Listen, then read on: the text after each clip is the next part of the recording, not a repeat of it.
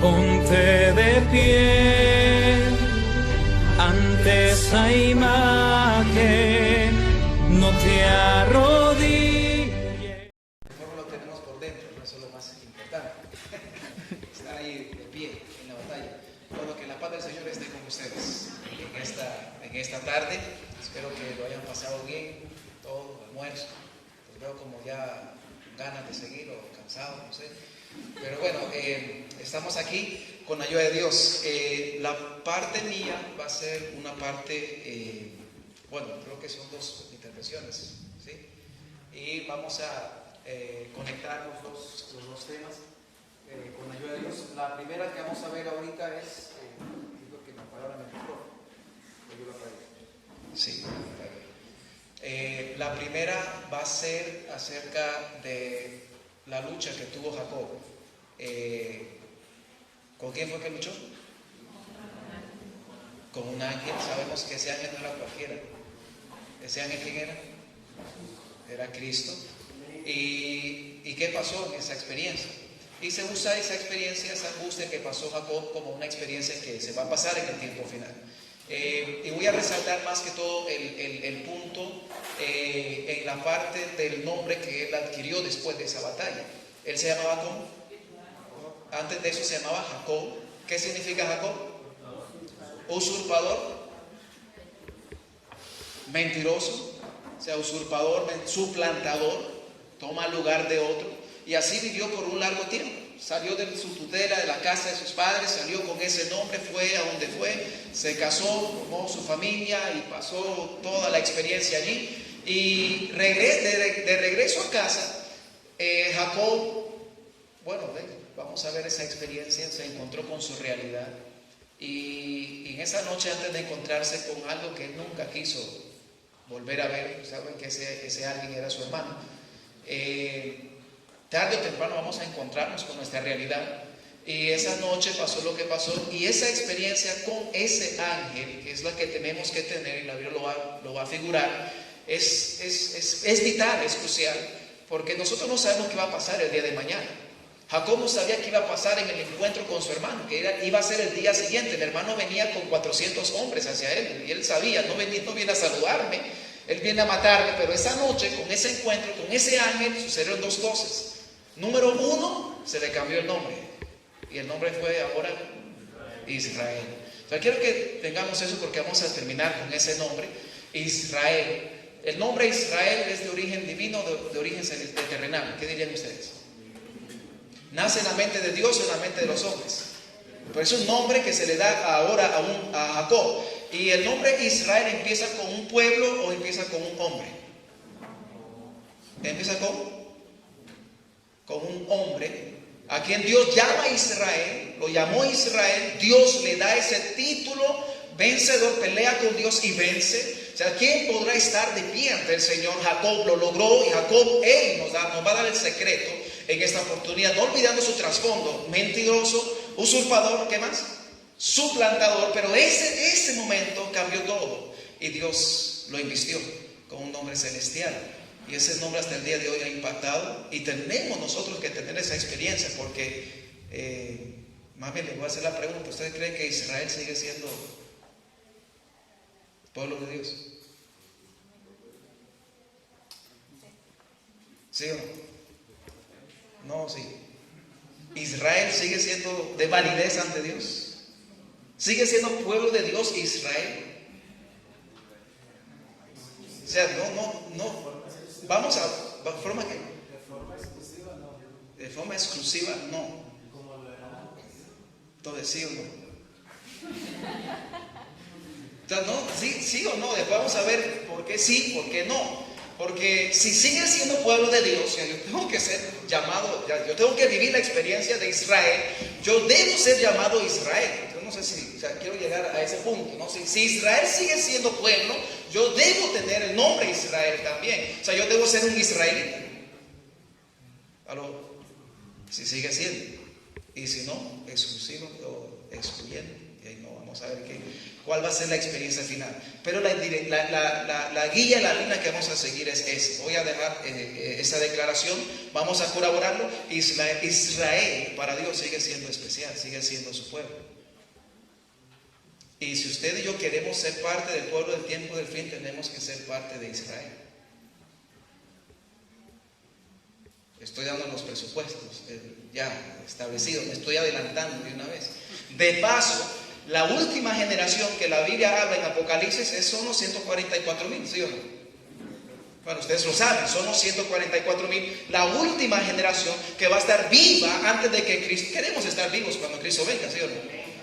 Anhelamos. No queremos ser de los que van a ser levantados, queremos estar vivos, y si vamos a estar vivos tenemos que ser parte del grupo de aquellos que van a ser sellados para que puedan salir airosos de las pruebas, de las plagas, para que las plagas a ellos no les hagan daño. ¿Y de qué forma me voy a librar yo de la prueba? Sino que a través de un sello. Dios me va a sellar, Dios va a poner una marca sobre mí. Y la Biblia dice que ese sello lo va a recibir un grupo especial, los 144,000 en Apocalipsis 7.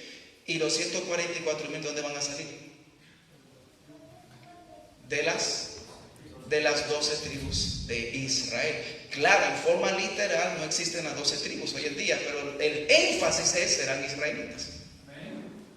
O sea, nadie que no sea israelita no va a ser sellado. Es más, el apóstol Pablo dijo en Hebreos 8, versículo 8 en adelante, después de que Cristo murió, después de que Dios ya quebró el pacto con Israel como pueblo, como nación, Dios ahora hace pacto con otro grupo.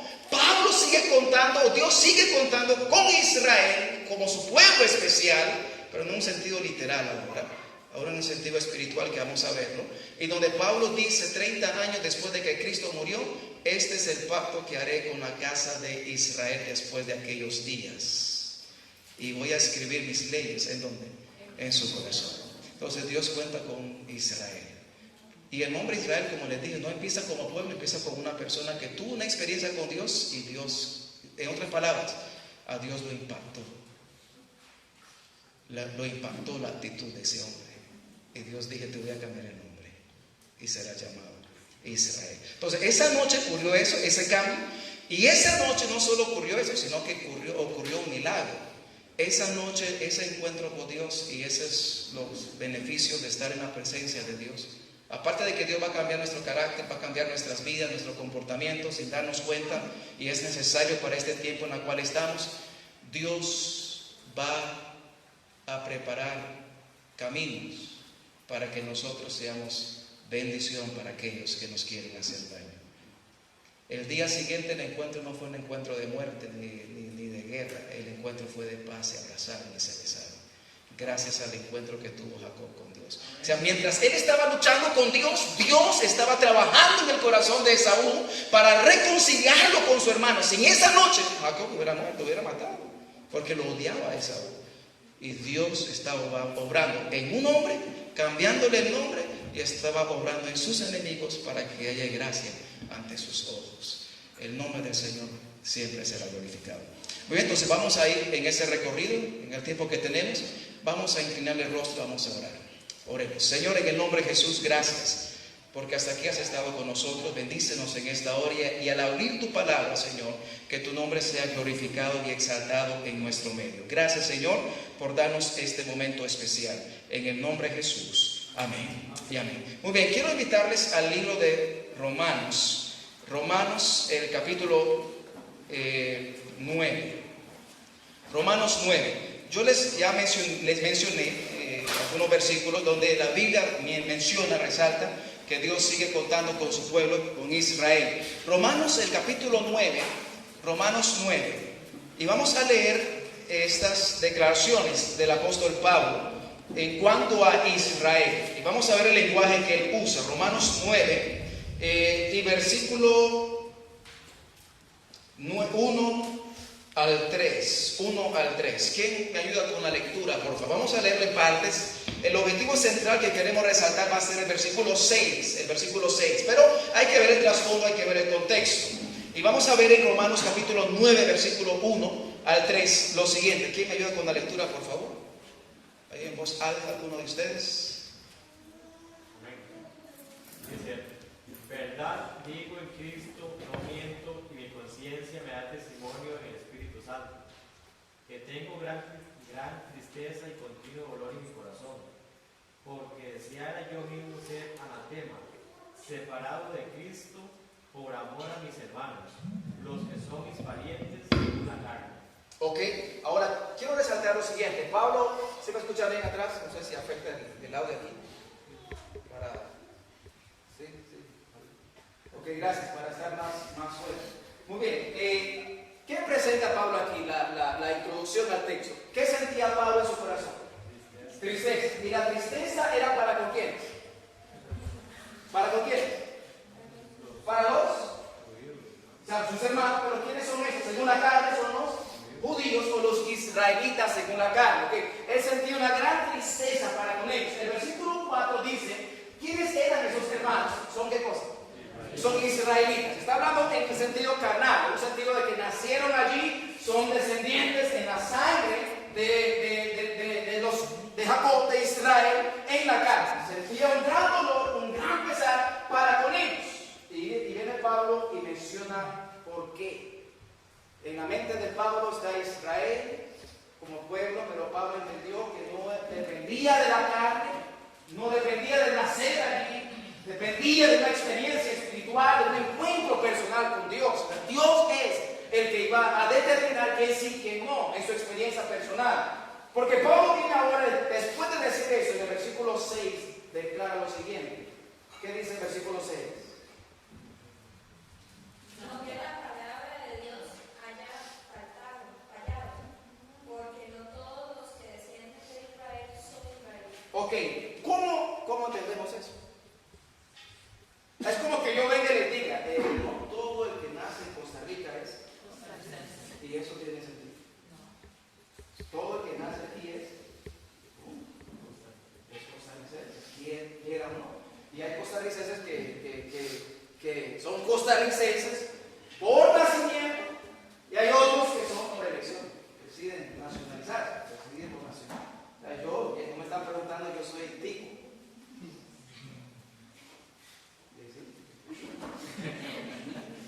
O sea, yo nací en Nicaragua y yo decidí nacionalizarme costarricense. Ya, yo tengo la nacionalidad. Yo creo que soy más tico que ustedes. Ya, bueno. y que nacieron aquí. ¿Por qué? Alguien diría, bueno, usted no escogió ser costarricense.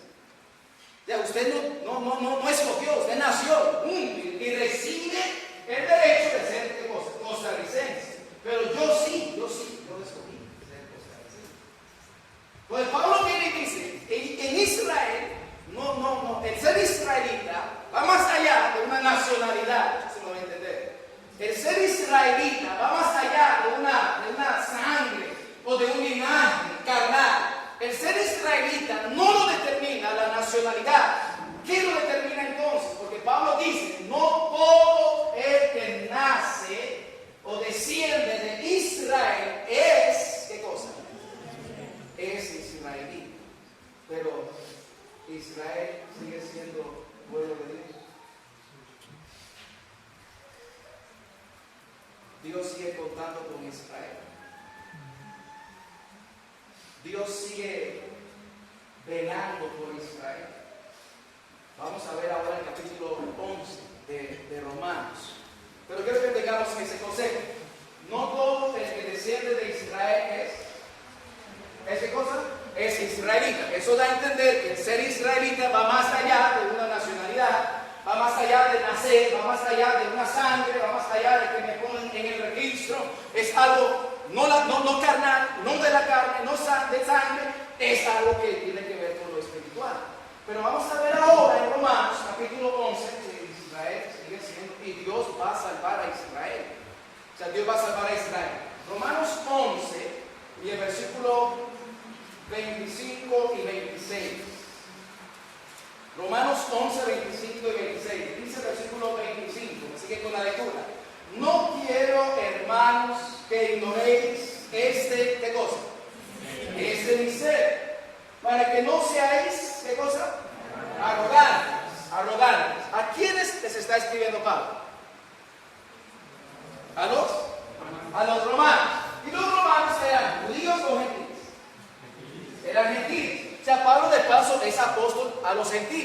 apóstol a los judíos. Pedro era el apóstol a los judíos, según Gálatas 2. Pero Pablo, Dios lo envió no para los judíos, sino que lo envió a predicar a los gentiles. Y Pablo le escribe a los gentiles. Y Pablo dice, quiero que sepan, hermanos, o declararles un misterio, para que no seáis arrogantes en cuanto a vosotros mismos.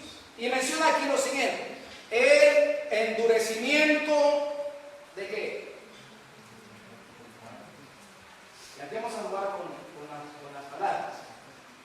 ¿Qué sigue diciendo Pablo? El endurecimiento de una parte de qué. ¿Aló? ¿De qué? ¿Qué dice el texto? Vamos a ver. Tenemos en la Biblia, ¿no? Sí. El endurecimiento de una parte de Israel, sigue Pablo diciendo, durará hasta que haya entrado la plenitud de qué. ¿De quiénes? De los gentiles. Vamos a poner una pausa ahí. ¿Cómo cantamos esto? ¿Qué canta usted?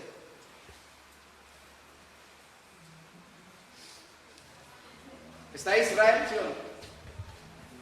¿Aló? Ahí está Israel. ¿A quién escribe Pablo? ¿A quiénes? Que son gentiles.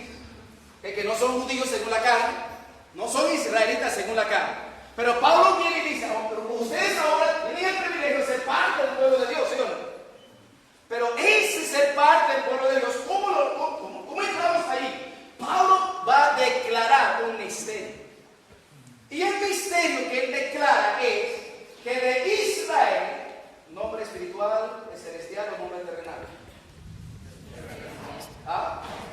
que después ya tomó un ámbito terrenal, pero empezó con una experiencia espiritual. Y a los descendientes de ese hombre que Dios llamó Israel, Dios lo llamó israelitas, y Dios contaba con ellos, pero llegó el punto en el cual Dios dijo a Pablo: te voy a enviar a los gentiles, porque mi pueblo espiritual, no carnal, se volvieron carnales, pero mi pueblo espiritual, parte de ese pueblo se hace cosa.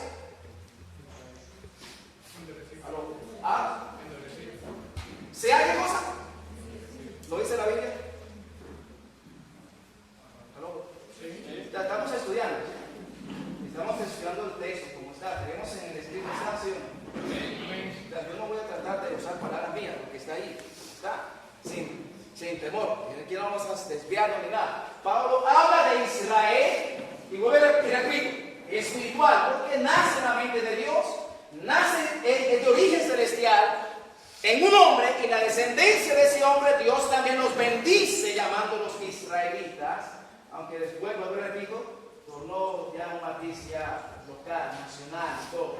Pero Pablo, inspirado por Dios, habla un misterio. El misterio es, está Israel, pero gran parte de Israel, se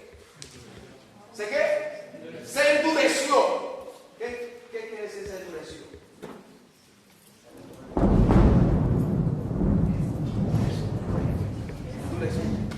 O sea, ¿se alejó de qué? No aceptó al Mesías. Pero yo les pregunto, ¿Pablo era judío, sí o no? ¿Pablo era israelita o no era israelita? Sí. ¿Pablo aceptó o no aceptó al Mesías? ¿Los apóstoles eran o no eran judíos? ¿Aceptaron o no aceptaron al Mesías? Entonces ellos eran israelitas, pero ellos no entran en el grupo que se endurece, sino ellos están todavía en el grupo de los elegidos. ¿Por qué? Aceptaron el plan de Dios, aceptaron al Mesías, no rechazaron al Mesías, pero otros sí lo hicieron. Y ese acto de endurecimiento los quedaron desechados, por decirlo así. Aunque seguían en la carne, siguiendo llamándose israelitas, por eso Pablo dijo, no por eso eres israelita. El ser israelita lo otorga Dios. Y Dios lo va a otorgar siguiendo el mismo patrón que Jacob. Como se lo dio a Jacob, se lo va a dar a cada uno de nosotros. Pero el punto aquí es, el endurecimiento de una parte de Israel dejó en Israel un qué. ¿Un qué? Dejó un hueco. ¿Aló? Dejó un vacío. un espacio. Y por eso Pablo viene y le dice a los gentiles, no se jacten, no se jacten. No. Voy a hacerlo así, va a sonar un poco cruz. Usted puede leer todo el capítulo 11, porque Pablo habla en el capítulo 11 de la raíz, que es Cristo, y de las ramas naturales, que eran los judíos, los israelitas, y que ellos por su endurecimiento fueron ¿cómo se llama la palabra? Arrancados. O sea, fueron arrancados. Pero ese espacio, Dios tomó otras ramas que no eran naturales de esa raíz y los injerta. En la raíz sigue siendo raíz. O sea, no es de que la raíz se adaptó a la rama se adapta a la raíz. Y la raíz es, vamos a ver quién es la raíz, es Israel. Entonces Dios viene y le dice a Pablo, inspira, está Israel, mi Israel, que siempre he contado con ellos, no de la carne, espiritual. Muchos no lo entendieron, se endurecieron, están desechados. Ya no hay más que se pueda hacer colectivamente por ellos. Pero gracias a eso tenemos una oportunidad de ser parte de Israel. Gracias a ese endurecimiento, Pablo dice, se abrió un espacio. Y ahora ese espacio es para que entren ¿quiénes?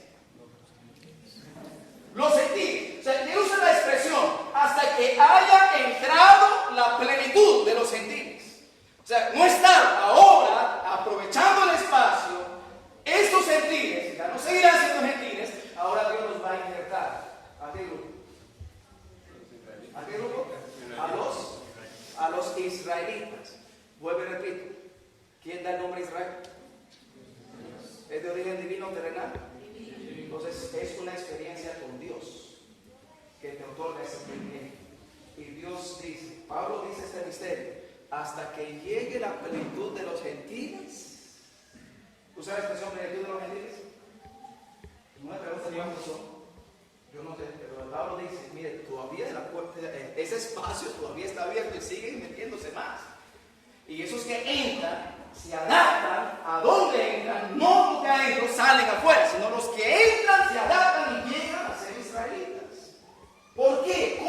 ¿Cómo lo sabemos? Porque esos gentiles entran y al entrar esos gentiles, ellos tienen o entran en experiencias de todo Israel.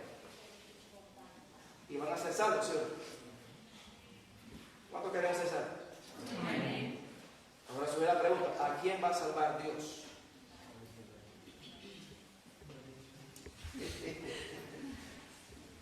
Según la Biblia, ¿a quién va a salvar Dios? No va a salvar a mí, pero como pueblo, ¿a quién va a salvar? ¿Ah? ¿Cómo? Sí, no, está bien, estamos. Ahora vamos a ver si defienden la fe más adelante, ¿no? Sí. ¿Qué dice el versículo 26? Pero quiero que veamos el orden. El orden es que hay un misterio. ¿Está bien? ¿El misterio en qué consiste? Que Israel está allí. Israel, parte de Israel, estoy repasando, ¿qué hizo? Se endureció. O sea, y ese endurecimiento causó un vacío. ¿En quién? En Israel. Ese vacío hay que llenarlo. Para llenarlo, Dios, dice Pablo, lo va a llenar con quién? Con los gentiles. O sea, ahí están entrando los gentiles, que es aceptando al Mesías, a Cristo y todo, experiencia, ahí están entrando. Pablo ahora dice, cuando llegue la plenitud de los gentiles, que entran a llenar ese vacío con los que sí aceptaron a Cristo como israelitas, como Pablo, los apóstoles, ¿qué va a pasar con Israel? Versículo 26, la primera parte, ¿qué dice? Y luego todo Israel será salvo. Ok, esa parte es crucial. ¿Qué quiere decir y luego todo Israel será salvo? De paso, ¿hay alguna versión que diga en vez de luego otra frase? Y así. De esta manera. O sea, no hay otra manera. O sea, Dios va a salvar a Israel solo. Dios va a salvar a Israel. Eso es lo que dice Pablo 30 años después de que Cristo murió y que se cerró la oportunidad como pueblo a Israel. Pablo dice, señores, Israel, Dios sigue amando a Israel, pero no como los judíos creían, por sangre, porque nacieron. No, Israel no nace en la mente humana, Israel nace en la mente de Dios. Israel es espiritual y Pablo lo va a comprobar. No todo el que nace en Israel es israelita.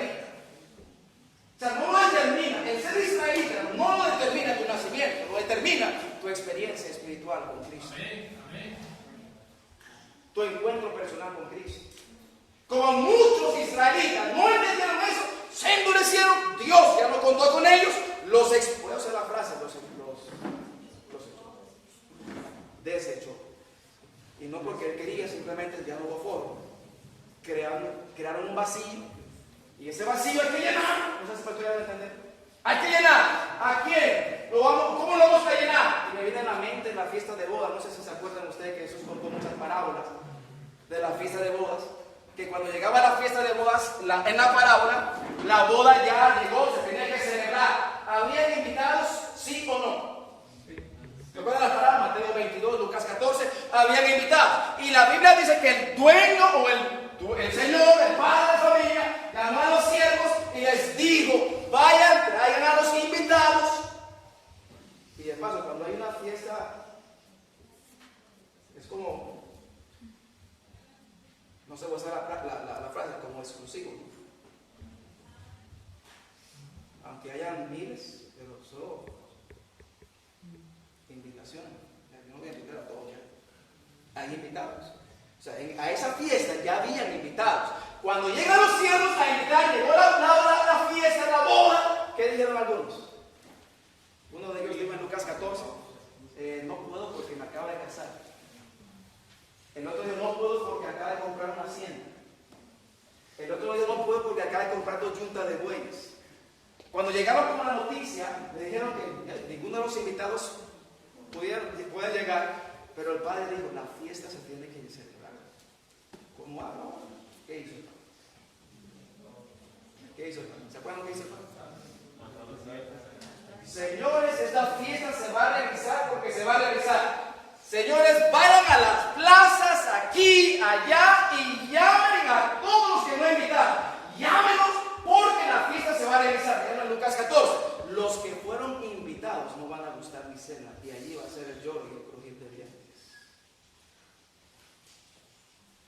Y a mí no me importa cómo entro yo, aunque sea de último que se acordaron de mí, arrastrándome en la nave.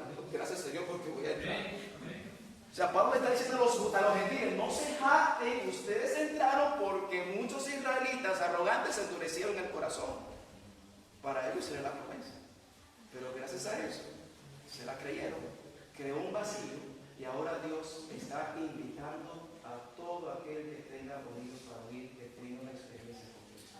Amén. Y esa experiencia con Cristo Jesús te da el derecho de ser israelita. Vamos a verlo ahorita. Pero el punto que voy a resaltar es, Pablo dice, ¿cómo es el versículo 46? Y así, de esta manera. Yo me hablo de qué manera. Siguiendo el contexto.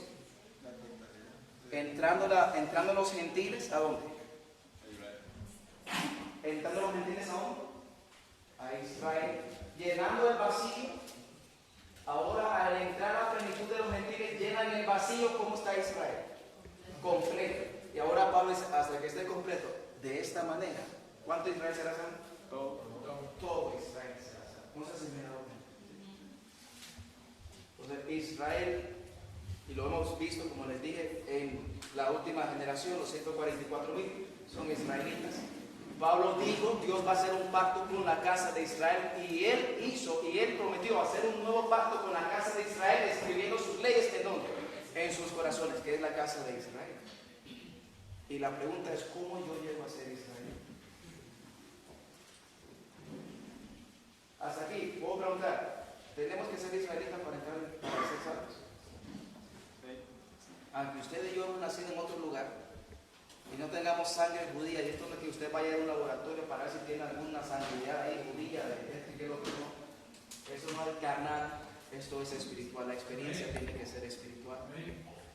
Y aquí viene lo interesante. En el Antiguo Testamento, como les mencioné, Israel empezó con un pueblo o con una nación. Perdón, con un hombre o con una nación.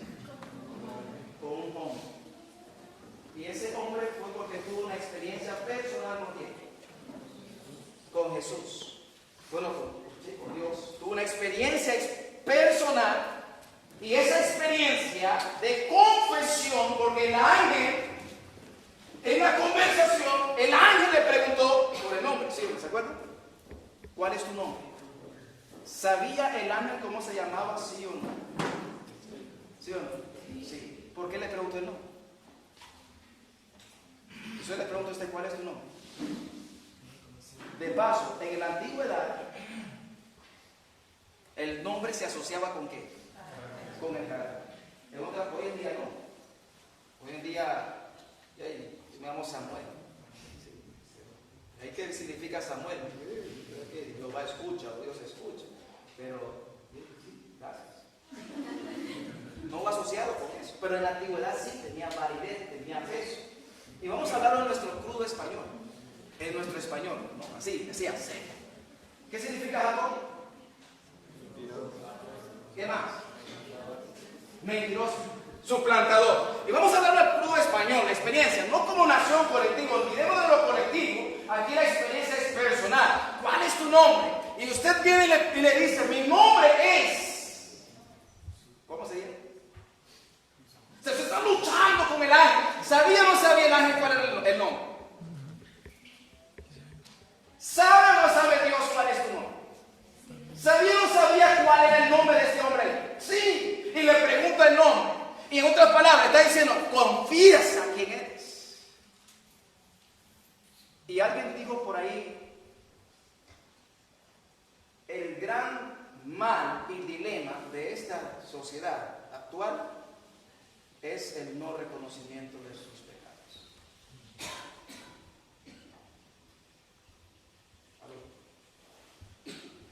Fácil es darle lo que es pecado un nombre de padecimiento o enfermedad. Aún más, fácil es pedirle a Dios perdón por mis pecados, ¿sí o no? Pero Jacob a mí me enseña que Dios espera para que haya una transformación y que haya un cambio mañana. Yo debo ser específico. ¿Cuál es tu nombre? Yo me imagino, no sé, no es el texto, pero el ángel está diciendo, mira, engañó Jacob a su papá, ¿sí o no?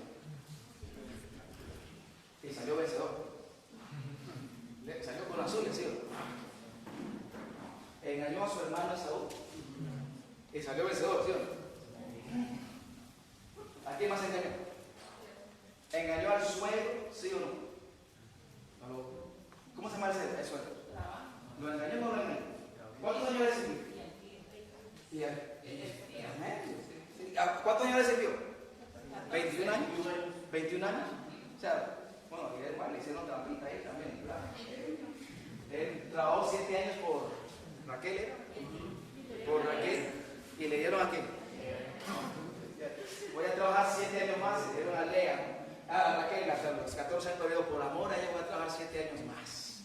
Pero Jacob tomó la decisión de volver a casa, ya, con todos los hijos. Y él viene con el suegro. ¿Sabe cuál fue el trato que hizo con el suegro? ¿Ah? Cabritos o las vacas ahí en la ganado. Entonces Jacob viene, ¿cómo es el asunto? Le digo al suegro, mira suegro, te he servido tanto tiempo, yo voy a ir con tus hijas y voy a ir con tus nietos y todo el asunto, yo tengo que llevar algo. Ay, amigo, algo. Entonces hicieron un acuerdo. Y el acuerdo es, todo ganado que dé a luz, cuyas crías tengan que pintados, o sea, tengan manchas, será tuyo, Jacob, porque lo hago. Sí, o sea, era lo desechable, y era como, y parece que lo más que más salía eran los lisos, ¿no? Pero también vamos a hacer ese acuerdo. ¿Usted sabe lo que hizo Jacob? Jacobcito, bandito, hizo que esta vaca va a dar a luz, ok, los ponía entre 2 postes o 2 barras y ponía unas cosas ahí con pintura en los postes. Y cuando nacían por supuesto manchadas. Él daba el reporte, manchado.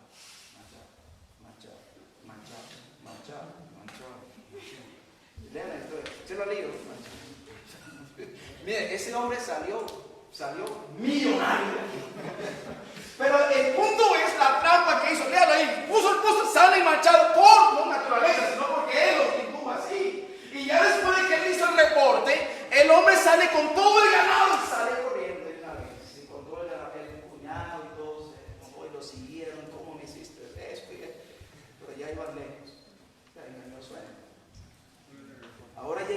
va a pelear con el ángel. Y cuando va a pelear con el ángel, de paso, se cree, era de noche, se cree que Jacob creía que ese hombre, ese ser era quién, era Esaú, por la forma como lo agarró. La noticia que tenía que Jacob viene cerca, Esaú viene cerca, no había poste de luz ni nada, oscuridad total. Jacob sale, se para el campamento, él sale solo a meditar y todo, y angustiado y todo, y de noche, usted se imagina la noche y todo, y de repente toca algo ahí, ¡pam! Y siente que tiene una cabeza, dos brazos y pies, y él lo agarra y no lo suelta, y no empieza a agarrar. Por la angustia, el mal se encontró con su propio mal, pensó que era su hermano, y el ángel le dijo, suéltame, suéltame. Y el hombre viene y le dice, no te voy a soltar hasta que me des tu bendición. Y fue cuando le preguntó el nombre, ¿cuál es tu nombre? Y la experiencia de Jacob me dice que Dios espera que tú y yo en algún momento vamos a encontrarnos con nuestra realidad. Posiblemente como Jacob he engañado a mis padres y me he salido con las mías. He engañado a la iglesia, al esposo, a la esposa, a los hijos, a los amigos. Pero cuando nos encontremos con Dios no vamos a engañar a Dios. Y Dios le preguntó, ¿cuál es tu nombre? En otras palabras, has engañado a todos, pero a mí no me vas a engañar, confiesa. Y yo me imagino a Jacob diciendo, usurpador. ¿Suena feo o no suena feo? Y ese es el dilema bíblico. Es más fácil decir, perdona mis pecados, a decirle a Dios, perdóname, porque soy. Menciona en general, ¿no? Un adjetivo. No es que sea suyo, pero sí. Mentiroso es como like, ¿no? Perdóname porque soy.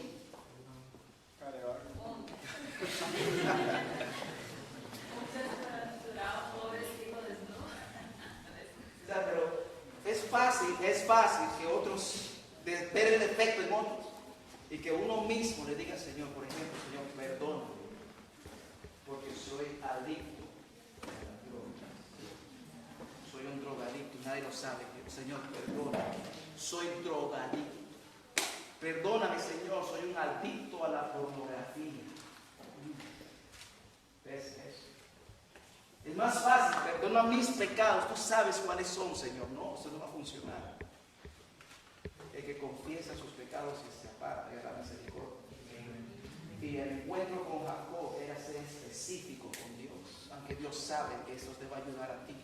Y ahí es donde empiezan las grandes cosas. Y le doy gracias a Dios porque eso es lo entre Dios y usted, pero aún así nos cuesta, porque nos estamos encontrando con nosotros mismos. Y nos estoy diciendo, Samuel, tú eres ladrón, tú eres adicto, tú eres mentiroso, tú eres cara de... O sea, otro sí, yo no. Pero el punto es, ¿cuán específicos somos o hemos sido con Dios? Yo creo que todos los hermanos tienen luchas. Y hay luchas que no queremos que nadie sepa, porque da vergüenza. Pero Dios lo sabe. Y cuando se confiesan ocurren cosas maravillosas ante Dios. ¿Cuál es tu nombre? Y la Biblia dice que Jacob confesó. Y el ángel le dijo, no le dijo, pero le voy a decir esto, hay cosas que a Dios le encantan. Vas a ser llamado ahora Israel. Y en la Biblia dice que Israel es porque has luchado con Dios. Y has gozo. Y has vencido. Lucha con Dios y vence. Hay cosas que a Dios no lo mueven. Hay cosas que a Dios le pagan. A Dios usted no lo va a convencer con la apariencia. Es más, en una ocasión hice la pregunta: ¿somos salvos por fe o por obras? Por la fe. Eso es lo que dice Pablo, por la fe. Pero sabemos que la fe viene acompañada por las obras, pero la fe sabe. Porque usted puede tener obras sin fe, pero es imposible tener fe sin obras. Pero si usted tuviera que escoger, Dios escogió que así fuera. Somos salvos por fe, una experiencia personal. Pero si usted tuviera que escoger entre fe y obras para ser salvo, ¿cuál escogería usted? ¿Qué es más fácil? ¿Qué es más fácil? Ah, ¿la fe o las obras? ¿Las obras? Sí, digamos, si usted ve humanamente, fácil hacer las obras. Pero ante Dios, vamos a ver, usted va a convencer a Dios. ¿Qué convence a Dios? ¿La fe o las obras? O sea, ¿qué impacta a Dios? Y usted y yo podemos leer donde Dios le dijo al profeta en Isaías 64:6: todas tus obras de justicia son como tú. O sea, si Dios me da esa declaración, Dios dice, si fuera por las obras, o sea, nada, no bastaría ni la eternidad para convencerme.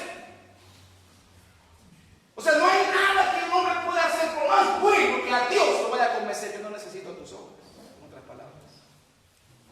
Pero hay algo que a Dios le impacta. Y ese algo es el corazón, es la fe. ¿Se acuerdan el soldado romano que tenía un siervo enfermo en Mateo? Llegó donde Jesús, dijo: Señor, mi siervo está enfermo, te ruego que lo sanes. Jesús le dijo, porque le rogaron los discípulos y los judíos: ayúdale, porque Él nos ayuda, es un buen romano, es decir, ayúdale. Y Jesús dijo: está bien, voy a tu casa a sanar a tu siervo. ¿Qué le dijo el soldado? Señor, no soy digno de que entres a mi casa, solo di la palabra y mi siervo va a quedar. ¿Cómo reaccionó Jesús? ¿Qué fue lo que Jesús dice? La verdad que Jesús se maravilló. Y la Biblia dice que cuando se maravilló, dijo: nunca he visto tanta fe como ahora. O sea, ¿qué impacta a Dios? No son tus obras, no es una apariencia. O sea, ¿qué debo hacer para convencerlo? No, lo que impacta a Dios es tu experiencia en el corazón, Él contigo. Lo que impactó a Dios esa noche con Jacob fue que él tuvo el valor, después de 30 y resto de años, de reconocer quién era. Soy un suplantador, soy un ladrón, soy un adicto. Perdón por eso. Dios. Y eso es lo que hace que Dios diga: has luchado conmigo y decía algo así. Listo, me voy. Lo que impacta a Dios es un corazón.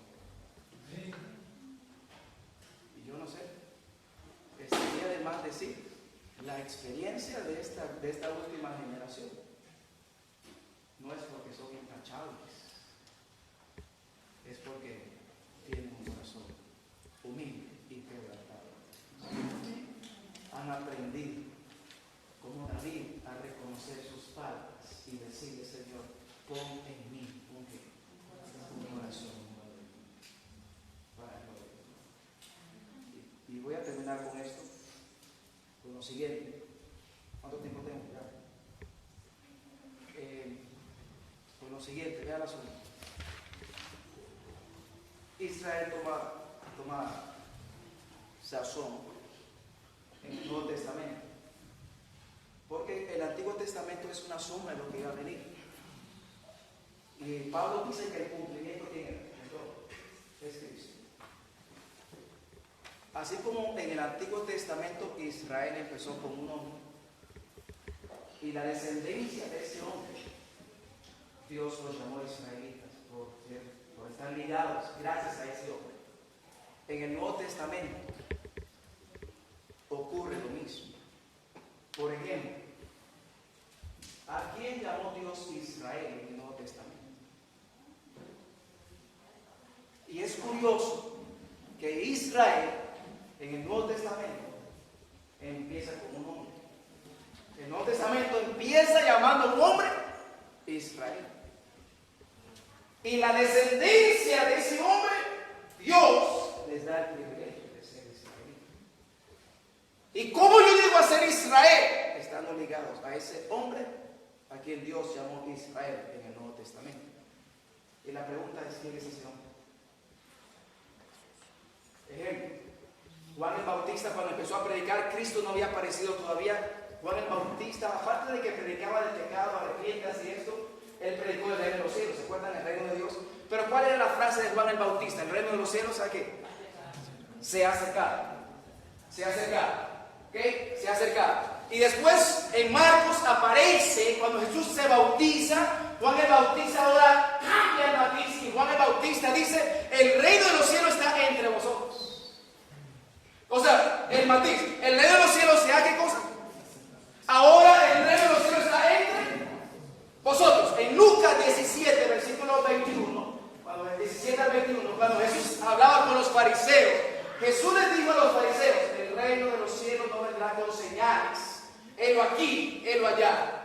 Y Jesús hizo una declaración: el reino de los cielos está entre ustedes.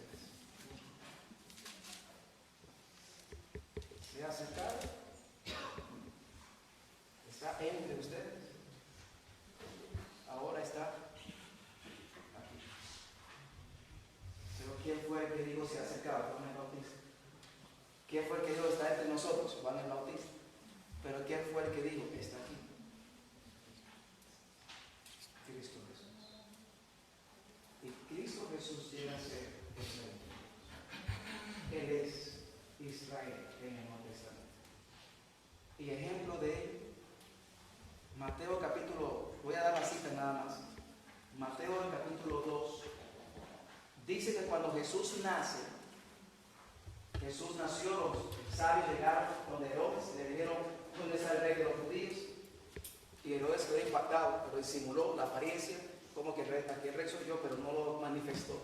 Y él dijo: ok, bueno, averiguarle todo, averigüe dónde está y me avisa. Todos conocemos el relato, la Biblia dice que él quería matar al niño porque la competencia. Por revelación, un ángel le avisa a los sabios: no regresen a Herodes, vayan por otro lado. Pero ese acto causó un caos, o una desgracia más bien, porque Herodes, sintiéndose traicionado, calculó más o menos la visita de los magos cuando iban a hacer, y calculó: este niño no debe tener más de 2 años. ¿Y qué hizo Herodes? Mandó matar a todos los niños de un mes o de un día a 2 años, y mató cualquier cantidad de niños. Pero para salvarle la vida a Jesús, ¿qué hizo Dios? Ustedes lo saben, rápidamente. Ok, la Biblia dice que un ángel le aparece a José y le dice: ven con el niño ¿a dónde? A Egipto, y espera allí hasta que yo te diga, ven con él a Egipto. Eso está en Mateo 2.13. Mateo 2.13. Ahora la pregunta es: ¿ustedes creen que eso fue por casualidad? ¿Sí o no? Y me llama la atención por curiosidad nada más.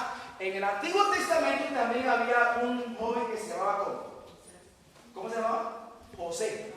¿Sí? José. Ese José era hijo de quién? De Jacob, a quien Dios le llamó como Israel. ¿A dónde fue enviado José en el Antiguo Testamento? Por los hermanos. ¿A dónde? A Egipto. Cuando llega a Egipto, ya sabemos lo que pasó, vino una gran hambruna, pero Dios bendijo a José para que José hiciera un plan para preservación de vida. De paso, usted lee Génesis 45, versículo 5, cuando José se revela ante los hermanos y se dan cuenta quién era el segundo después de Faraón. Los hermanos que dijeron: ay, ahora sí, ha sido un placer conocer a hermanito. Pero hasta aquí llegamos. Ellos pensaron: nos va a matar. Pero José confesó y dijo, Génesis 45, 5, para preservación de vidas me ha enviado Dios a Egipto. O sea, para salvar vidas. Entre esas vidas, ¿quiénes estaban? ¿Quién estaba? Israel. O sea, la vida de Jacob corría peligro en Canaán, ¿sí o no? La vida de Israel corría peligro en Canaán, ¿sí o no? Para salvarle la vida, Dios envió ¿a quién? A José, usó a José. Y para salvarle la vida, Israel tenía que ir a donde. Y en Egipto le presentó la vida.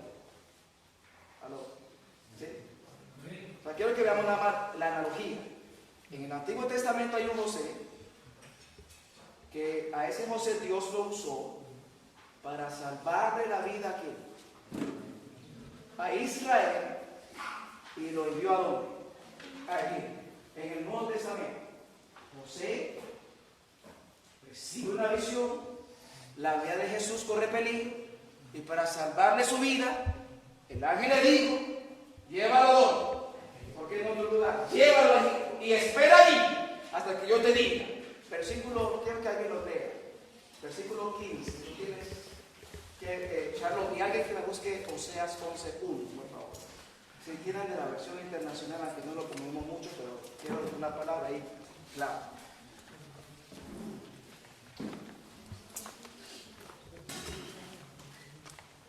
Ok, léalo, Charlotte, por favor. Que estuvo allá hasta la muerte de Herodes para que se cumpliese lo que dijo el Señor por medio del profeta. Ok, vamos a hacer un alto ahí. Estuvo allá en Egipto, hasta que murió Herodes. Para que se cumpla, ¿era casualidad que murió en Egipto? No, era una profecía. Porque viene Mateo y dice, para que se cumpla lo dicho por el profeta. Y la pregunta es, ¿qué dijo el profeta? Cuando dijo, de Egipto llamé a mi hijo. De Egipto llamé a mi hijo. No sé si tu Biblia tiene encadenado dónde está esa cita. Ok, si ustedes tienen su Biblia van a ver que ahí hay Biblias que tienen encadenada. Esa profecía o ese profeta era Oseas.